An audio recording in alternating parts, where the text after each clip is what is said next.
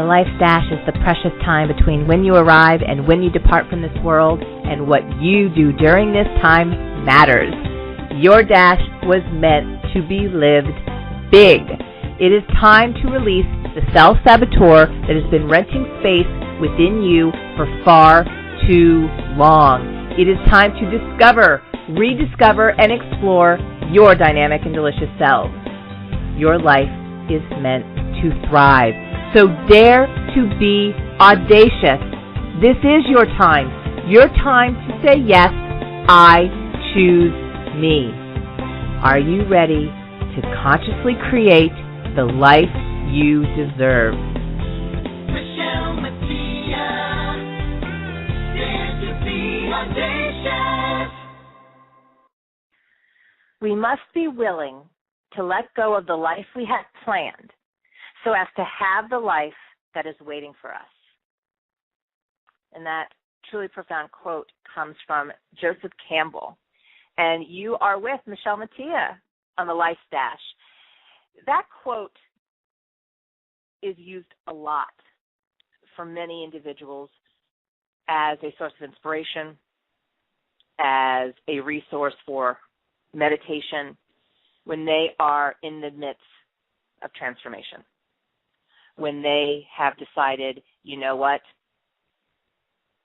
it's time for me to move forward, it's time for me to heal, it's time for me to actively participate in the creation of the life I deserve, the life I desire. And a big part of that, for those who are on this journey, is to let go. Well, then we have a different set of individuals out there who don't necessarily have the conscious choice to let go as they move forward and toward healing and a life transformation. These individuals have been affected either via an injury, like a car accident, or an illness.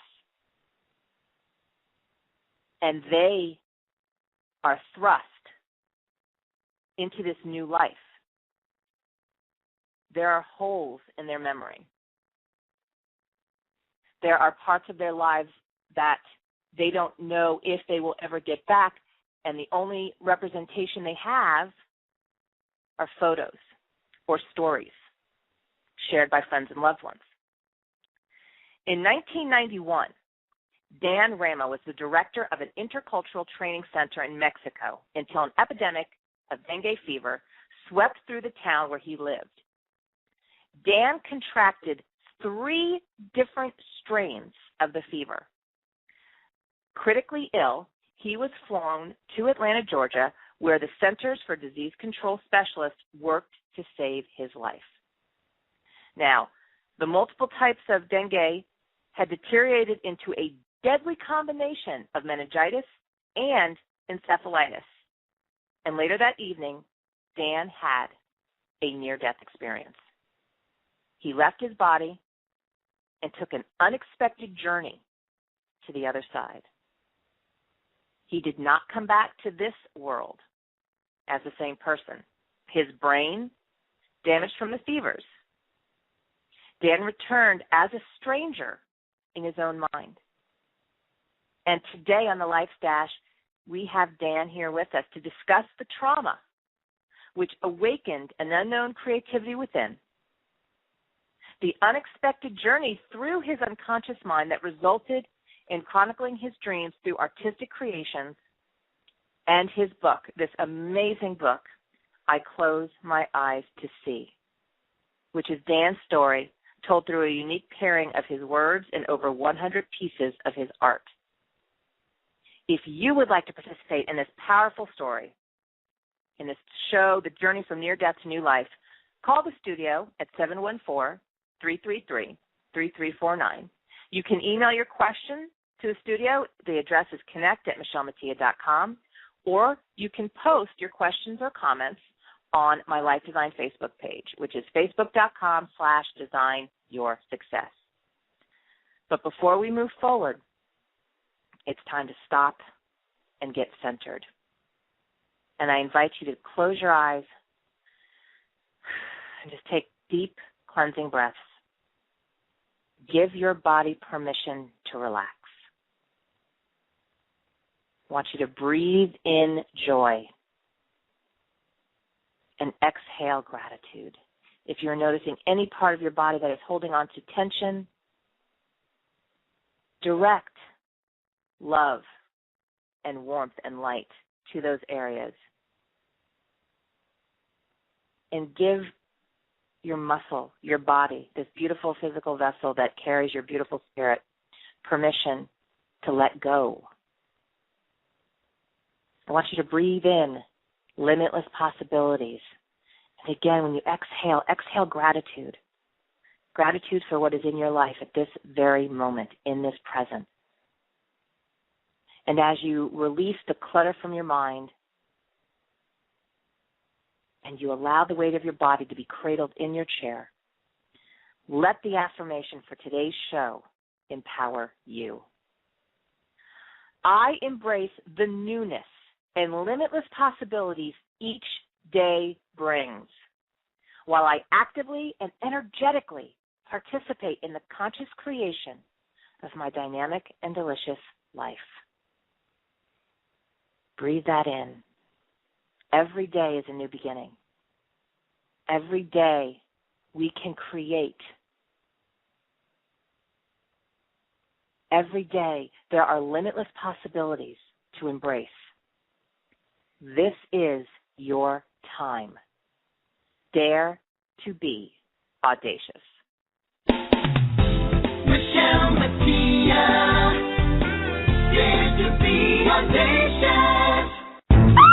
It's safe to say everyone has had this reaction after visiting the hair salon. After all, you made your appointment a month in advance to see the hit new hairdresser. You get there, pay a ton of money. 3 hours later, you walk out, get in your car, and a visit to the hair salon doesn't have to be so painful if you visit Hair Crafters Salon, offering 30 years of experience, quality hair care, and a friendly environment. Stop by Hair Crafters Salon today. Take advantage of their great specials. Get started on your tan with the $40 a month unlimited tanning membership. Shampoo and set. Haircuts for men, women, and children. Hair Crafters Salon, a Redken certified salon. Call Hair Crafters Salon today. 224-4205. That's 224-4205. Or just come in at our location at 108B Shipyard Road. Avoid the scary hair salon experience. Visit Hair Crafters Salon, the best little hair salon in Savannah. Yeah! After a night out with your friends, there's always options for getting home safely. You could call your BFF, your mom, or whoever you can count on for a safe ride home. You could call your favorite cab company or 1-888 taxi guy, or maybe you'll grab the last bus. Now there's a smartphone app to help you choose your ride. Be it a friend, transit, or taxi, getting home safely is app easy. Visit ArriveAlive.org to find out more. Arrive Alive, drive sober. Michele Mattia.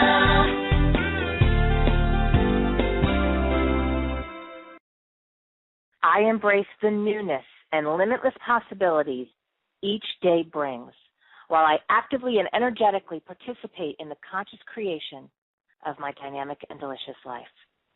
And welcome back to the Life's Dash with Michele Mattia. We're talking about the journey from near death to new life. Dan Rhema's journey to near death did in fact bring new life. Dan was not the same man who entered that Atlanta hospital. The near-death experience and the damage to his brain left him with gaping holes in his memory and a loss of his identity. Dan spent most of the next 3 years asleep. Otherworldly visual images flowed out of his dreams, and during his waking hours, a creative compulsion took over his life. He began to sculpt and paint the visions he encountered in the night. Dan had two choices: to continue hoping that one day he would regain his lost memories and his old life, or to embrace the newfound creativity and follow it wherever it would lead. He chose to begin anew and to follow the mystical healing journey of those dreams. And we are so excited to have Dan on the show today. Welcome to the Life Dash, Dan. Well, thank you for having me on, Michelle. It's truly my pleasure. And as you and I had an opportunity to speak briefly before the show began, can you give the audience an idea of what your life was like prior to contracting the dengue fever? Sure. Susan, my wife, and I, we did international development work. So we had a really cool life. We got to live in Africa. We lived in South America, and it was when we were working in Mexico that we all ended up getting sick. But prior to that, we did. Susan is a social worker and has a master's in community organizing, and my background was in building technology and geology, and so I worked on housing projects around the world, and Susan did women's development work wherever we were working, and so we lived this a pretty amazing life. I mean, it was a very cool job, and I loved to travel. It was just the perfect thing for us to be doing. Now, it's also my understanding that, and first of all, I must say this, I was actually surprised that you contracted this while living in Mexico. And it was, I honestly assumed that as I was reading your bio that you would have at that point been in Africa or something like that. Yeah. Is it unusual for that fever to happen in Mexico? Was it a fluke, or is that something that happens there or has happened there in the past? No, it's in most of the tropical areas of Mexico and the Caribbean, but your travel agent doesn't tell you that when you book your trip. Dengue is pretty much all through Latin America, all through South America. It had come over from Southeast Asia by ship in as kind of a stowaway, and ended up in Brazil, I think it was, and then just has slowly moved north. And it's actually now in Key West. They have their own homegrown dengue down there now as well. Wow. So now you're in Mexico. It's you, your wife, and your children. Yeah, our 3 daughters. Your 3 daughters. We were. Now, go ahead. Well, I was going to say, it wasn't we were just setting up you. Oh, well, it wasn't just me. Susan contracted dengue. My middle daughter contracted dengue, and my oldest as well. The difference was I ended up with 3 strains, and whenever you get multiple strains, it's exponentially worse. It interacts with the previous type of dengue that you had before. But and for people who aren't familiar with dengue, it's a mosquito-borne brain infection, and it comes from a day-biting mosquito, which makes it difficult to avoid. One night when we were in our home in Mexico, in this little coastal village, and our daughter come in to our bedroom, a middle daughter, and said there's blood everywhere in her room, all over her floor, and that gets your attention in a hurry. So Susan and I ran into the room and looked around, and there was nothing there. And then within just a very short period of time, we both started coming down with horribly violent nightmares ourselves, and we realized after visiting a doctor what we had, and we decided that maybe the best thing would be to go back to the States and get treatment for it. Now, at that point, when you went to the doctor, at that point, were you aware that you actually had contracted 3 strains, or was there not? No, not at that point. No. We just knew that we were really sick, and at one point I'm lying on my bed in Mexico trying to hold my head together, because in my mind my head was coming apart right down the middle, and Susan had this horrible, violent, bloody nightmare. We actually termed night terrors because they were just way above nightmares, and so we were cycling in and out, and so we just made a snap decision to leave, and we all piled in our van and took off. And with Susan and I, whichever one of us wasn't hallucinating, that person drove, and then when that person's fever started spiking a bit, then we'd swap drivers, and then the other person would drive. And it was a pretty hairy 2-day trip out of Mexico. And once we got into the U.S., my oldest daughter came down with dengue, and then I took a real turn for the worse. It was very clear that what was going on with me was much different than what was going on with everyone else. And so we called the people we knew, the tropical disease specialists up in Atlanta, and they said, put them on a plane.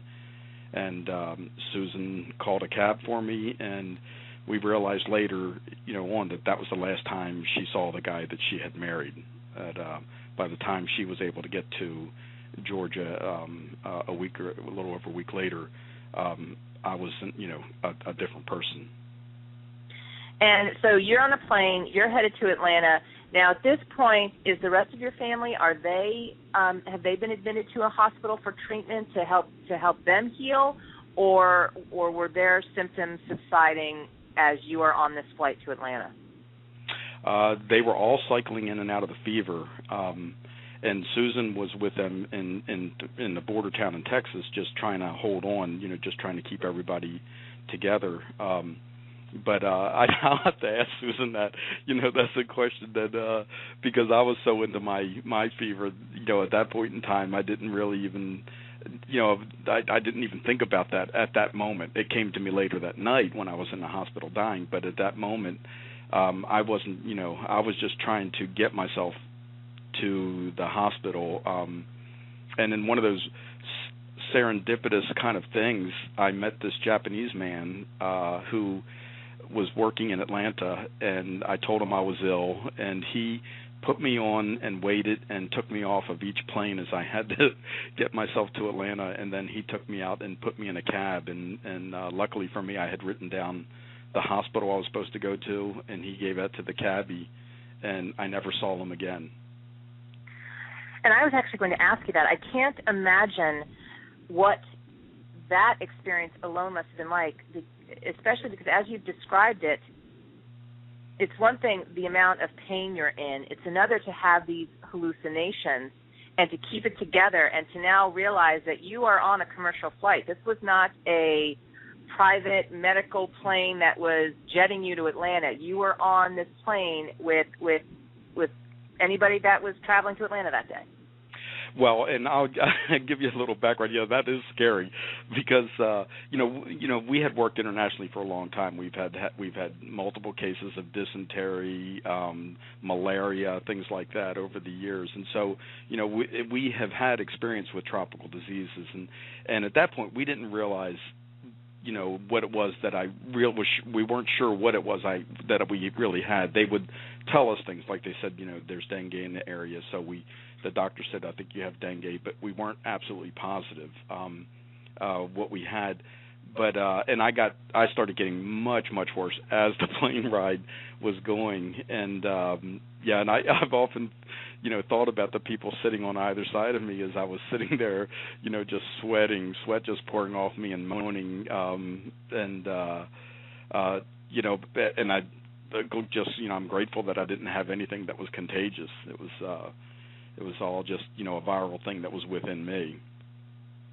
Well, we are going to take a quick commercial break, and when we come back, Dan is going to talk with us what it was like once he got to that Atlanta hospital and this profound near-death experience.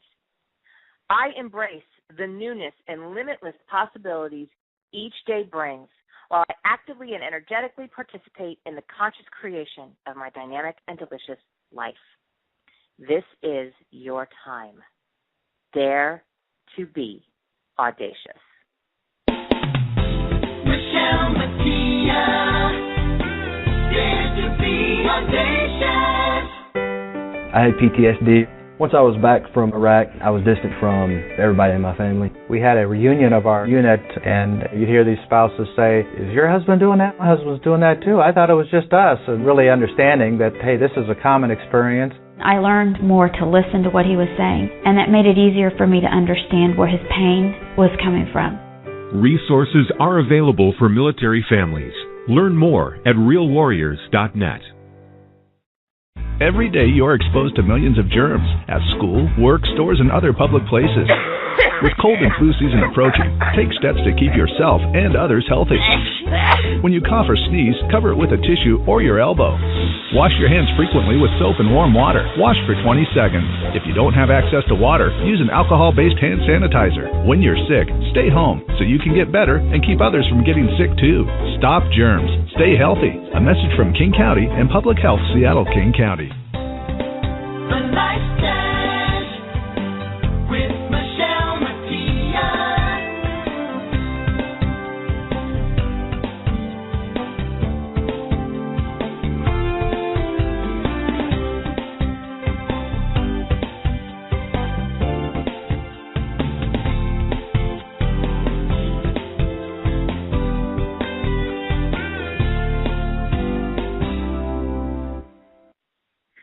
Welcome back to the Life Dash with Michele Mattia and my very special guest, Dan Rhema. Now, Dan, you are now in Atlanta. You're in the hospital. Can you recall for us what was happening at that moment? Well, when I got there, my teeth are chattering. I'm sweating. I'm becoming delusional, and the common name for dengue fever is breakbone fever, because when you're at the height of the fever, you become hypersensitive. So any touch feels as if you're being your bones are cracking, and your skin is hypersensitive. You become photosensitive. So they dimmed all the lights in the room, and I was slipping into delusions again because my fever was spiking, and in my delusions and then with the sensitivity, I thought they were hitting me with a hammer on my one arm. And so, in my mind, they're torturing me for some reason that I really didn't understand. And I was, saying, like, I don't know what you want. I don't know anything. I can't tell you anything. And then the person on the other side of me, I thought she was skinning my hand a lot, just taking my skin off the back of my hand. And I came to find out the next day that the one nurse was tapping my arm to put an IV in and trying to find a vein, and the other nurse on the other side was stroking my hand trying to calm me down because I was, yelling about being tortured because of the other nurse. And when my doctor arrived, they decided to do a spinal, and so they rolled me on my side. And the one doctor went around and put the needle into my spine, and when he did, for me, I shot out of my body, and I was up in the corner of the room looking down at the doctor with the needle in my back. And when he drew the fluid out and pulled it out, as soon as he pulled it out of my body, I shot back into my body and out the other side, and then I was just floating away in just blackness, and just completely peaceful, very, very good feeling, just floating away. And after a period of time, I heard this disembodied voice say, tell me that, do you understand you're dying now? And at that moment, I felt like I was given the choice. I could just keep floating away and die. And I was thinking then at that moment that it didn't feel right for me to do that because Susan and the girls were still in Texas, right on the border there with Mexico, and it didn't feel right for me to die without them being there. And so that sensation of floating away slowed down and stopped, and then I started floating back, and I felt like I would get to a level and rest for a little while and then move up to another level, and this happened repeatedly. And then I got to a point where I could hear things again, and then at the next level I could make out shapes and light, and then the next level I regained consciousness, and everything was really frantic in the hospital room, and people were asking me, do you know where you're at? Do you know who you are? Do you know who the president is? But I couldn't get my mouth to work. I couldn't get the words to form, and so I ended up coming back. Now, at that point where you describe being in the corner up above and watching everything happen below, once you came back, during that time, did the doctors describe? Did they think that they had lost you? Did they think that you had transitioned in those in however long that moment was where you left your body? Yeah. Matter of fact, like when I went back after I was released from the hospital, I went back for a checkup, and the doctor at that point, and this is a doctor that had known Susan and I for 10 years. She said, all I kept thinking was, I have to call Susan and tell her that Dan died. And so, wow. From their point of view, I had died. Wow. And what I also find interesting just about how you're sharing it here, and we're going to get to your book very, very soon, and how you describe it there. As you said, it was this floating, and it was painless. Do you remember any sort of consciousness at that point where you're thinking, wow, if I go back, I'm going to be potentially back in that tremendous amount of pain? Or do you remember just being very centered and focused on your family, and do you believe that that's what continued to draw you back, as you said, through those various levels until you were able to open your eyes and at least see people, even if you weren't able to communicate verbally? That's hard for me to say, because I know that right after I came back, within the couple weeks of coming back, I very clearly thought, did I make a mistake in doing this?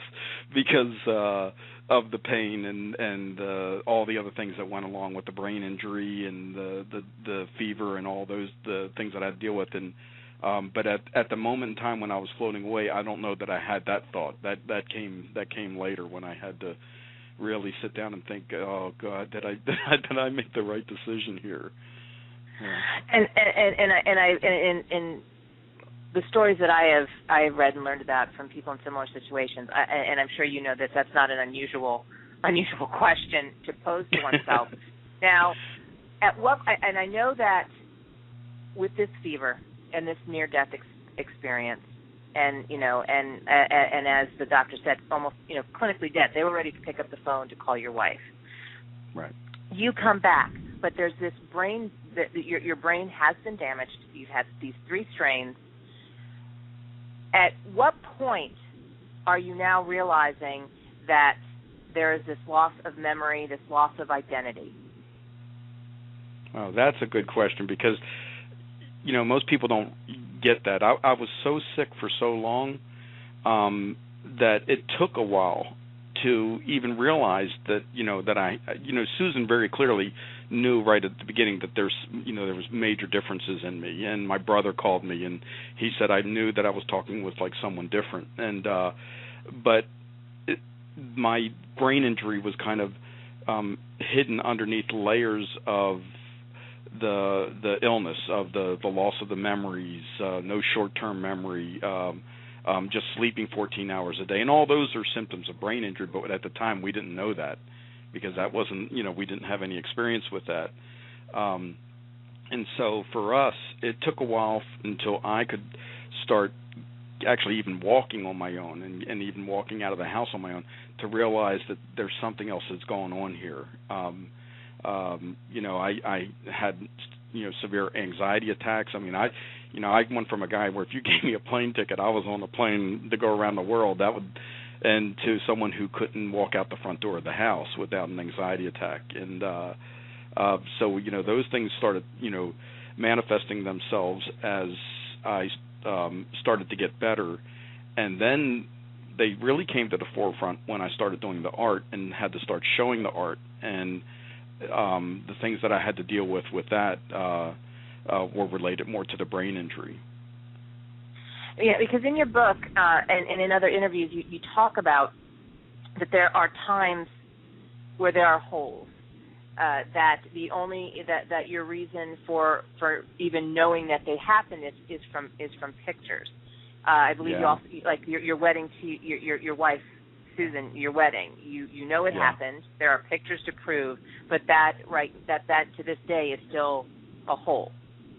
Yeah, I kept thinking that my memory would come back, and that was always my real hope. Is that once I got out of the hospital and I could start communicating, it became clear that I didn't have memories of things anymore, that I didn't remember getting married. I don't remember my kids when they were little. I had no short-term memory for about 7 years, and so I would go to the stove. If I put something on the stove, as soon as I turned away, I had no memory that I just turned the stove on.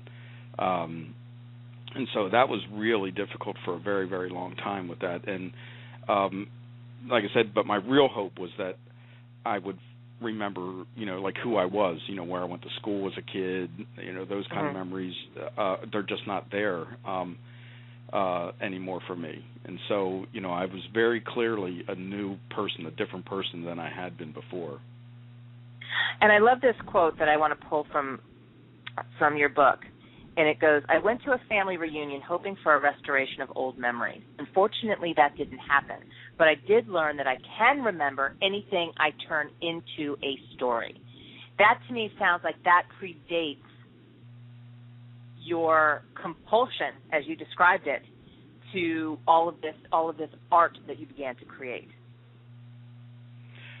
Yeah, I think so, because I started with the stories with the girls even before I started making the art. And that was one of those little things that, it was a revelation for me, because, I could be with my family and they could tell me a story about when we were younger, and it was a story that was our family story. And I could remember that, but I couldn't remember, like where I went to school, where we lived, the practical kind of things. But if it was something that had been like a family story that just get passed down and we tell every year, at Christmas or holidays or whatever, and then that really struck me. And a part of that was I started telling my daughters stories that underneath a mesquite tree out in Tucson, where we were living at the time, and I could keep that storyline going. And nothing else in my life I could remember, but I could keep this story going from day to day, and keep them occupied with a nice storyline that I would just build on for weeks at a time. And I'm guessing that just uses a different part of my brain where we store things like that.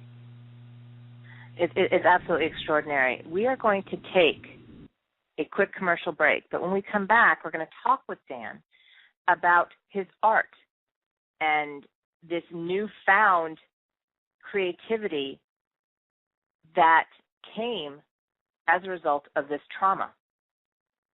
I embrace the newness and limitless possibilities each day brings, while I actively and energetically participate in the conscious creation of my dynamic and delicious life. This is your time. Dare to be audacious. Michele Mattia, dare to be audacious. I've performed over 3,000 cosmetic surgery procedures in just the past few years on celebrities, athletes, and patients in South Florida, Beverly Hills, and Manhattan. Ever wonder why celebrities have skin that seems to glow and radiate health? Get the treatments the stars receive only at Forever Young Med Spa. This year, lose the fat, keep the curves. Forever Young Med Spa. Relax, rejuvenate, and transform. Winner of the Best Cosmetic Surgical Center 3 years in a row. Hi, I'm Brian Sodella, owner of Forever Young Med Spa, and I personally invite you to visit our location in Cooper City at 8723 Sterling Road at the intersection of Pine Island and Sterling. Our phone number is 954-450-2626. Here you are, Polly, my latest culinary creation. These fish fillets look wonderful. They are. I just use a small amount of a vegetable oil that's low in saturated fats. Does that matter? It does. Oils like canola, corn, and olive mainly contain monounsaturated and polyunsaturated fats, and they can help reduce bad cholesterol in your blood and lower your risk of heart disease and stroke. How do you know? The American Heart Association told me at heart.org/facethefats. Canola Info proudly supports the American Heart Association's Face the Fats campaign.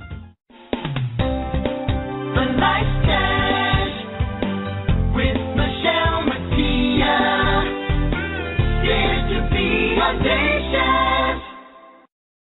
And we're back to the Life Dash with Michele Mattia, where we're speaking with Dan Rhema, who is an artist and also an author. And we're going to now touch base and talk about his book, I Close My Eyes to See, which is his story. which is paired with his words and over 100 pieces of his art.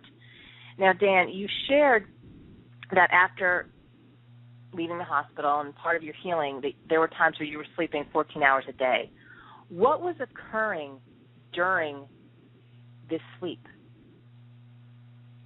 I was having dream states, and the preface, I was always a lucid dreamer to start with, but these were dream states that were completely unlike anything I had ever experienced before, and some of them I even call vision states because of the effect they had on me and how they felt. But each night I would have these intense, what I found out later were like archetypal dreams, like a Joseph Campbell would describe. And but at the time, I didn't know anything about any of that kind of stuff. My wife was always the very metaphysical one, and I was always the science, directed person. And then here I am having all these shamanic, metaphysical dreams, and they were just boggling my mind. But I realized that they were important. They were very important, and I felt like they were kind of guiding me, and they were kind of bringing me back. And they are the things that triggered the compulsion to make the art. And so within a few weeks of getting out of the hospital, having these intense dreams, I as soon as I could walk, I was compelled to go out into the woods. We were living in a farming community at the time. And I went out into the woods and ripped up these thorny vines and wove them into a sculpture. I'd never done anything like this before.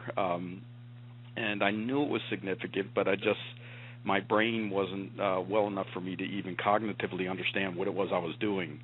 But I just felt like this was really important to me, and so I hung on to it from when we left Georgia to move to Arizona, and then when we moved from Arizona to Kentucky. And by the time I got to Kentucky, I was well enough that I really understood what the significance of that piece was. And what's interesting about what you shared is that and I shared it, and I'm a huge fan of Joseph Campbell, and I shared one of his quotes, very famous quotes at the beginning of the show. There are so many people right now that would love to experience letting go, would love to get out of their head and to just allow themselves to be guided. And there are many people who make the conscious choice to do that, to allow that. But based on what you're sharing, it doesn't even feel that choice was about. You had already let it go and were just being guided. Now, do you recall hearing any sort of embodied, any sort of a still small voice, if you will, during that time, like you experienced when you had that out-of-body experience in the hospital?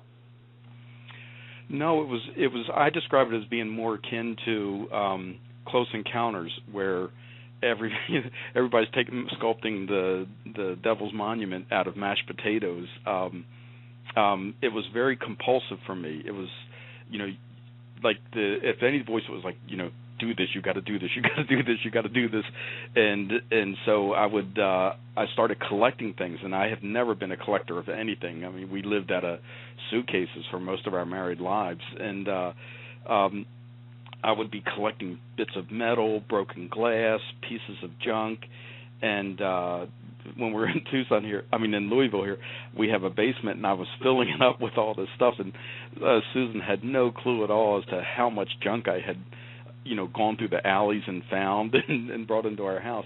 But once it was there, that compulsion was there to collect, then I'd start dreaming. And when I would start to dream, I'd be in my bed at night dreaming that I was in the basement, and the pieces were kind of like they would kind of like almost glow and come out, and they would all form themselves into a piece of art.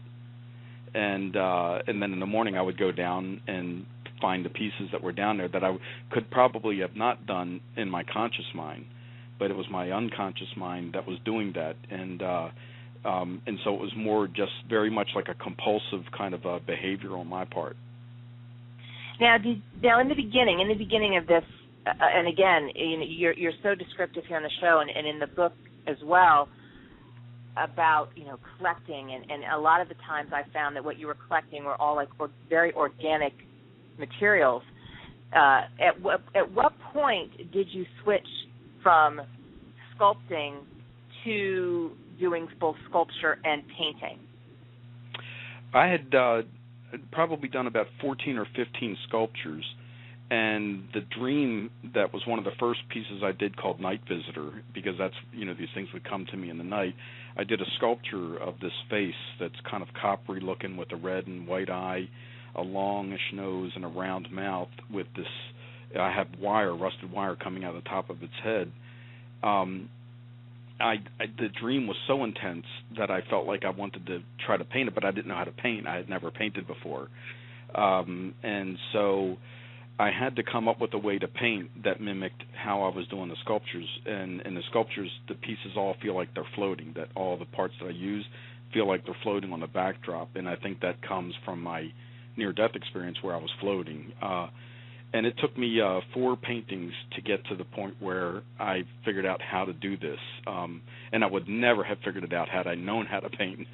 And it was just all kind of an intuitive thing. I would just do this stuff, and it would work. And now when I go back and do my paintings, I will look at them and think, how did I ever do this? How did I get to this final product from this initial process that I do? And I have no idea. I've lost that memory of how I actually did that. And but the sculptures, the dreams, kind of forced the art to be done in a certain way. Like I said, the sculptures all have to be done with like muted colors, old wood, rusted material, metal, glass, just all muted brownish or gray kind of colors as much as possible.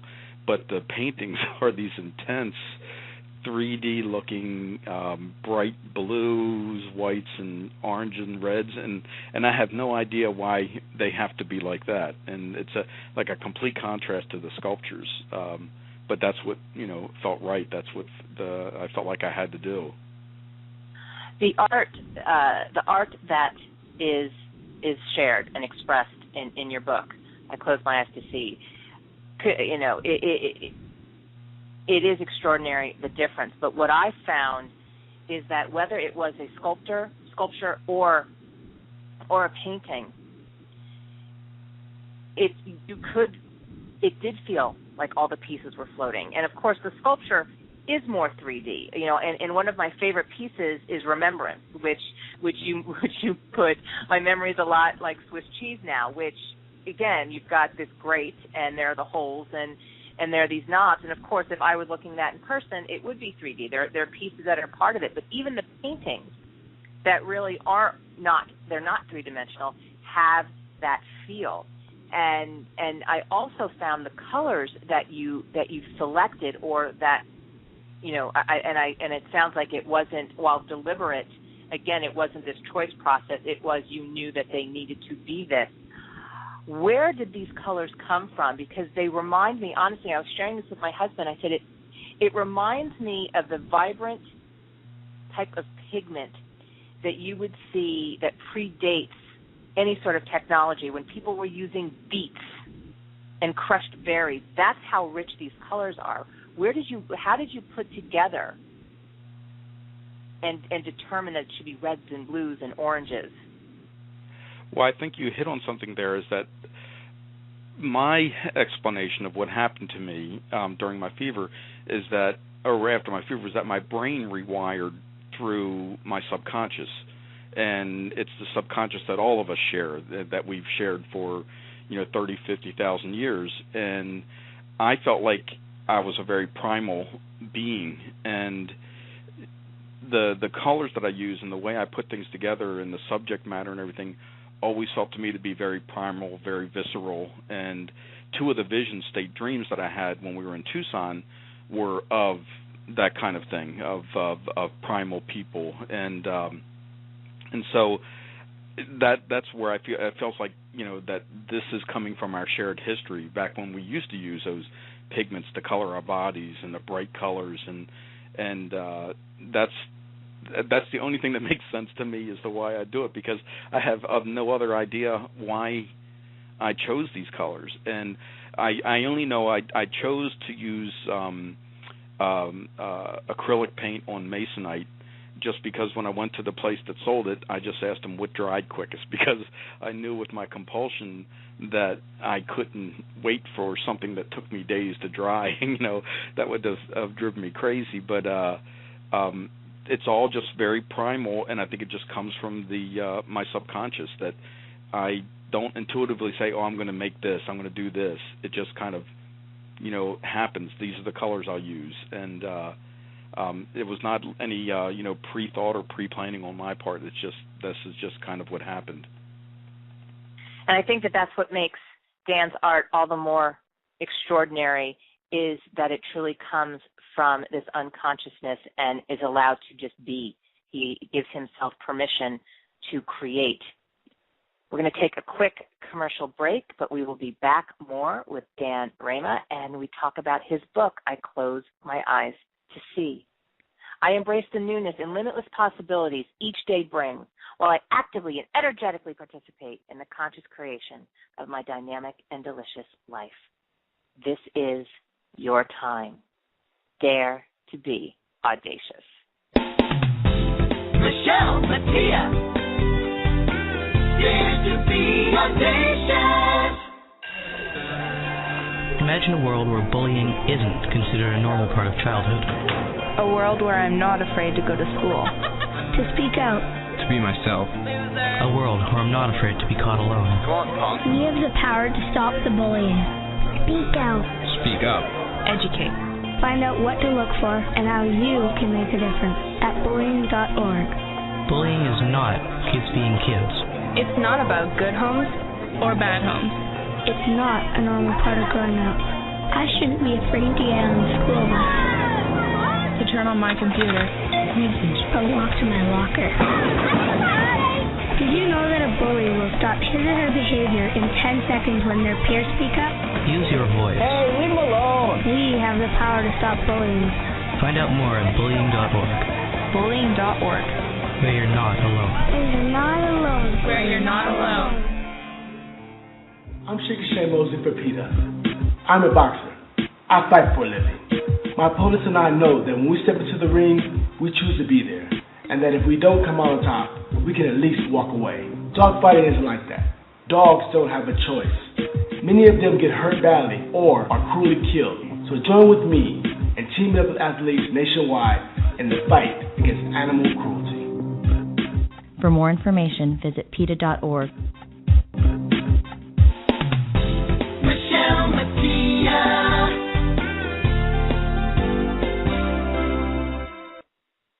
Welcome back to the Life Dash with Michele Mattia, where we're talking with artist, author, Dan Rhema, and we're talking about I Close My Eyes to See. Dan, in your book you share, as I continued to heal, it became necessary for me to finally let go of the old Dan and fully embrace the new person that I had become. Is that one of the reasons that you chose or were driven to create this book? Yeah, it was. I wouldn't have created it if I would have made the other decision, too. But, it was really beneficial to me that my wife, Susan, is a therapist, and she, allowed me to just do this art, that I didn't have to work. I could stay home and heal. And she recognized early on that me doing this art was actually healing me. And so she just kept, putting a hand behind my back and kind of, pushing me forward and towards my healing path. But I'm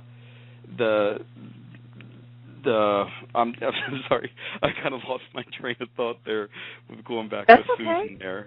Yeah. What was the question that you were asking well, again? Talking about how no, absolutely.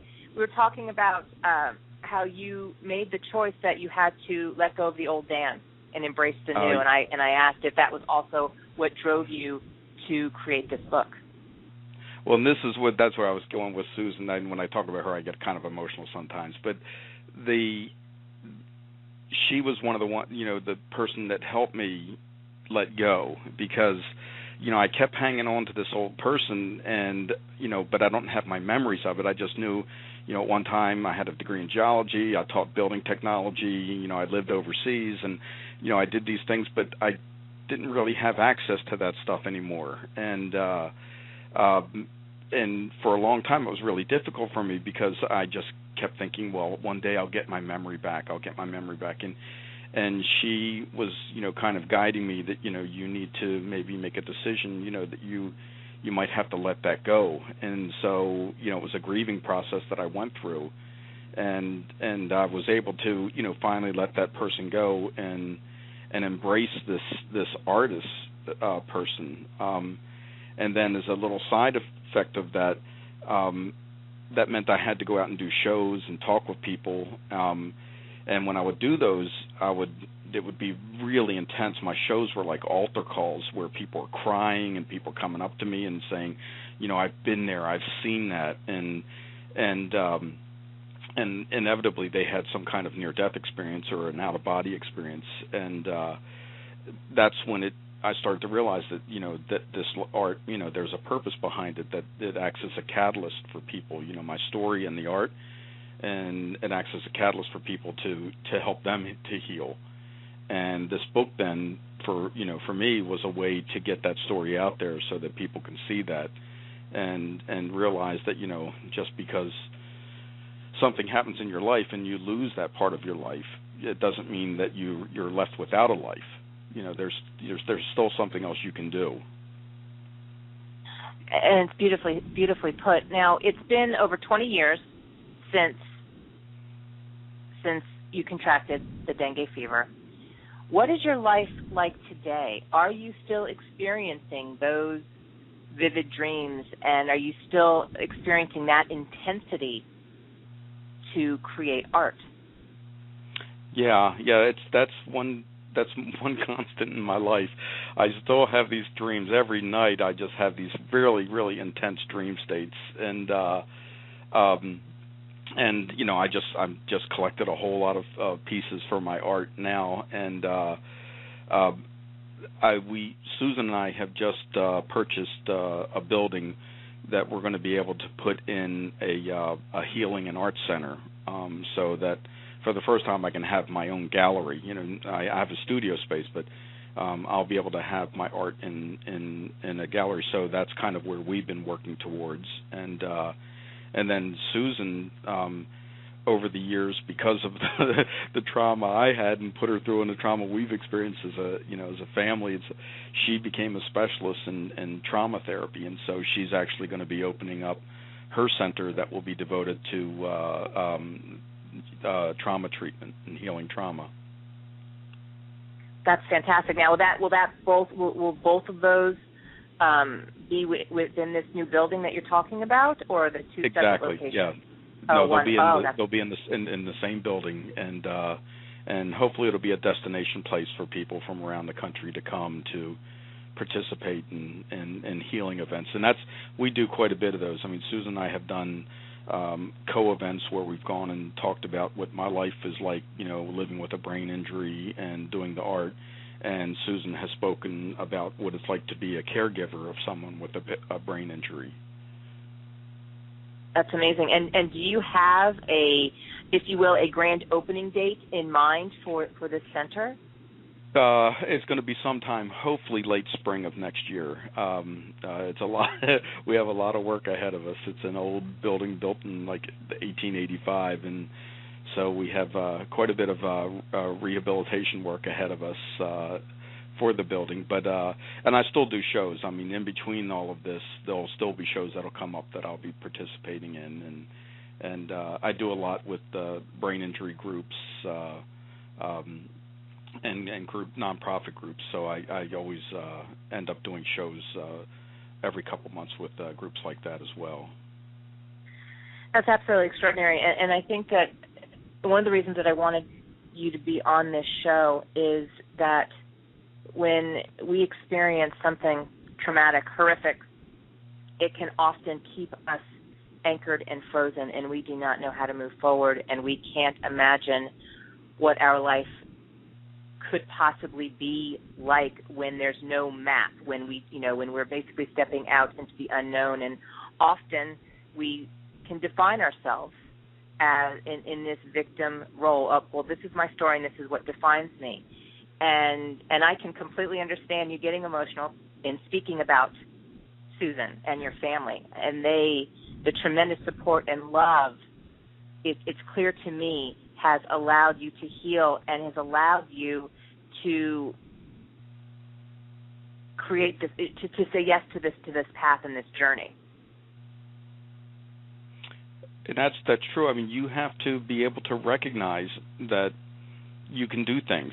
You know, I mean, there were times. I mean, you know, I don't try to sugarcoat the difficult times we had. I mean, there were times when I thought, geez, I wish I'd have just died at that time, because, you know, it was so difficult. It was extremely difficult living without a memory and no short-term memory and anxiety, and you're dealing with anger and all the things that are part and parcel of, you know, surviving some kind of a major trauma. But the one blessing that the brain injury gave me was disinhibition, and that's a common thing for people with brain injuries, is that you don't have a lot of control over mind-to-mouth kind of function. So I would say really kind of outrageous things. But another part of the disinhibition for me was that I felt like I could do anything, and you know, of course I could be an artist, you know, and it never occurred to me that I couldn't. And you know, in my previous life, I would have said, "Oh no, I couldn't be an artist. I'm a scientist." But right. With the brain injured Dan Rhema, you know, I can just do anything I want to do. You know, do I publish a book? Oh yeah, sure, I can do that. And you know, sometimes I fail, you know, but I still just have that thought that, you know, of course I can do this. Why can't I do this? And I've got a tremendous support and why not you two do it? And that's what I think is also extraordinary. Is there are people that are listening today that have never experienced what you've experienced, and they want to be able to say those words, why not me? Dan, how can people stay connected with you, get your book, and more importantly, I know that people are going to want to know when this new center opens. Well, the book is available. The book I Close My Eyes to See is available. It's on Amazon.com, iTunes, BarnesandNoble.com. I have a website which is just my name, Dan Rhema, and the last name is Rhema. So it's danrhema.com, and I'm also on Facebook at Dan Rhema Art. And we post continuously on there. So as we're renovating the building in each stage, we'll be posting photos and letting people know. You know, we've got several shows already in the works for once once the gallery is open. But you know, anybody can visit the website or the Facebook page to find out what events are going on and if I'll be showing in their area. Dan, thank you so much for being a guest on this show, and I would love to have both you and your wife back next year once this center opens. Oh, that would be wonderful. Well, thank you. Okay, take care. Take care, Dan. Thank you so much. Thank you, Michelle. Wow, what an amazing story and an amazing show. Thank you to everyone who makes the Life Dash with Michele Mattia a success, including my producers, Brushwood Media Group.